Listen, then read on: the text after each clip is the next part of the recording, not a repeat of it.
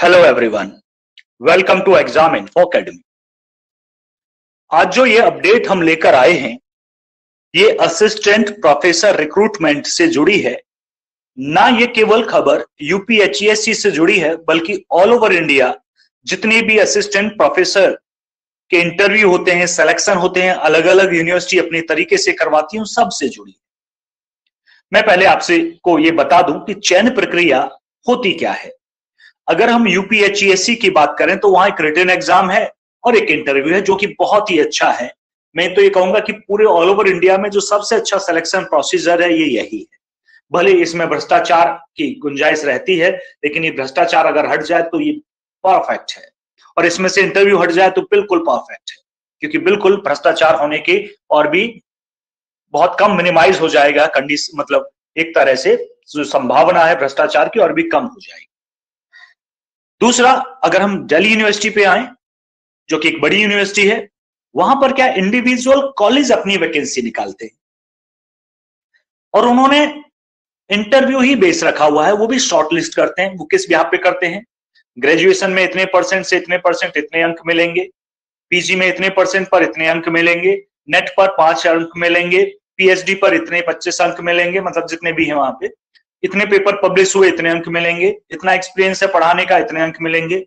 तो एक अंक शॉर्टलिस्ट करने का एक तरीका बनाया गया है। उस अंक में अगर आपके 60 से नीचे हैं तो आपको बुलाया ही नहीं जाएगा इंटरव्यू के लिए, और 60 से ऊपर हैं तो ये बुलाया जाएगा, और संख्या ज्यादा है तो ये अंक की जो 60 लिमिट है बढ़ा भी देते हैं। तो इसका मतलब है अगर आप केवल नेट हैं तो आप किसी भी तरीके से इंटरव्यू तक पहुंच ही नहीं सकते हैं अगर आपने पीएचडी नहीं की है। आप मेरी बात समझना, अगर आप पीएचडी नहीं है तो आप किसी भी तरीके से डीयू के असिस्टेंट प्रोफेसर सिलेक्शन प्रोसीजर में इंटरव्यू तक पहुंच ही नहीं सकते। आप फॉर्म भरिएगा, पैसे दीजिएगा, आप शॉर्ट लिस्ट हो जाएंगे, पैसे भी गए। समझना, पैसे रिटर्न नहीं करते, ये भी एक बड़ा ड्रॉबैक है।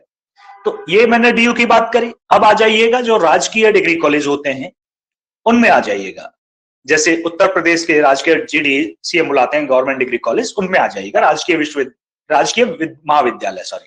महाविद्यालय, राजकीय डिग्री कॉलेज मतलब गवर्नमेंट डिग्री कॉलेज, वो लोक सेवा आयोग निकालता है।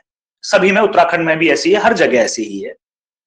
उनमें क्या होता है, पहले रिटन और फिर इंटरव्यू, लेकिन कुछ जगह ऐसा है कि डायरेक्ट इंटरव्यू है।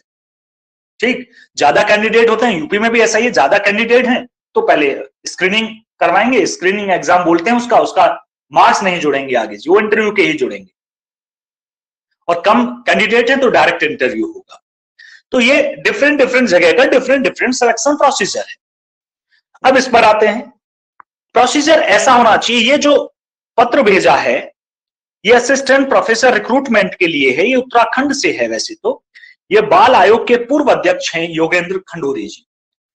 मतलब जो हम चाह रहे थे बहुत पहले से, इन्होंने आज अपने पत्र में लिखा।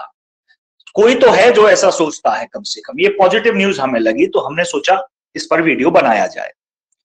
अब ये कहते हैं कि कोई भी विश्वविद्यालय हो पूरे ऑल ओवर इंडिया में, ये वो समय है जब हम बात करते हैं सिविल कोड की, भाई पूरी यूनिफॉर्म होना चाहिए, मतलब सभी के लिए कानून समान होने चाहिए, हम उस समय में हैं।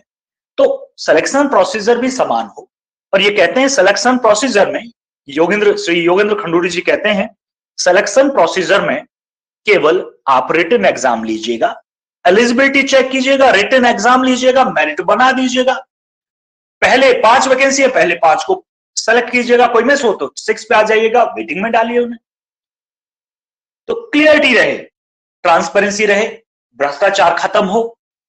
अगर हम चाहते हैं या हमारे ऊपर बैठी हुई लीडरशिप ये चाहती है कि करप्शन खत्म हो, तो यही एक तरीका है।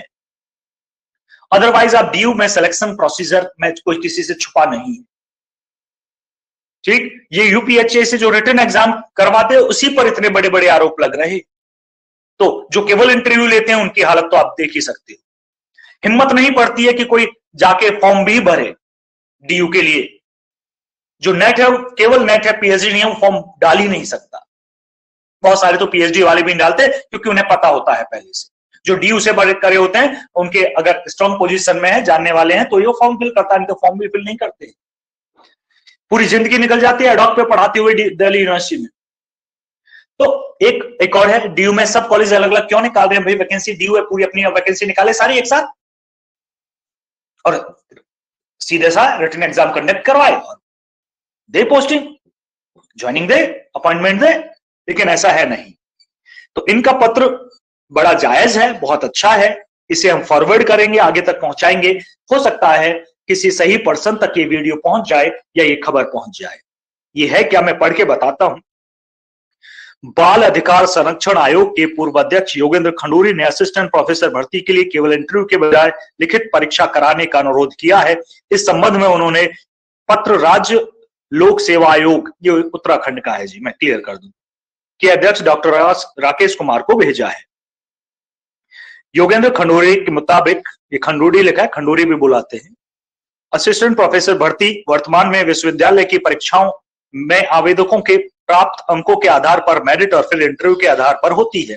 उन्होंने कहा इस प्रक्रिया में आवेदकों के अपने विषय में वास्तविक ज्ञान, समझ, विश्लेषणात्मक तथा आलोचनात्मक क्षमता के साथ नवाचार अपनाने की प्रकृति को परखा जाना असंभव है, या बोले संभव नहीं है। आगे कहा, उन्होंने कहा कि विश्वविद्यालय के अंकों से आवेदकों के वास्तविक ज्ञान का आकलन नहीं हो सकता है।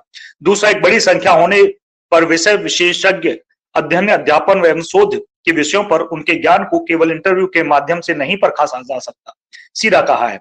उन्होंने मांग किया कि केवल अकादमिक रिकॉर्ड, मैंने कहा ना अकादमिक का रिकॉर्ड बनाते हैं पूरा, सूची बनाने के बजाय लिखित परीक्षा हो। लिखित परीक्षा में प्रश्न पत्रों को वस्तुनिष्ठ और विवरणात्मक, मतलब एमसीक्यू बेस्ड और सब्जेक्टिव जो लिखने वाला होता है, दोनों तरह के होने चाहिए। बिल्कुल क्लियर कहा है इन्होंने, बड़ी अच्छी है ये सलाह। अगर ये मान ली जाती है तो एक कदम होगा जो हम भ्रष्टाचार से बाहर निकल सकते हैं।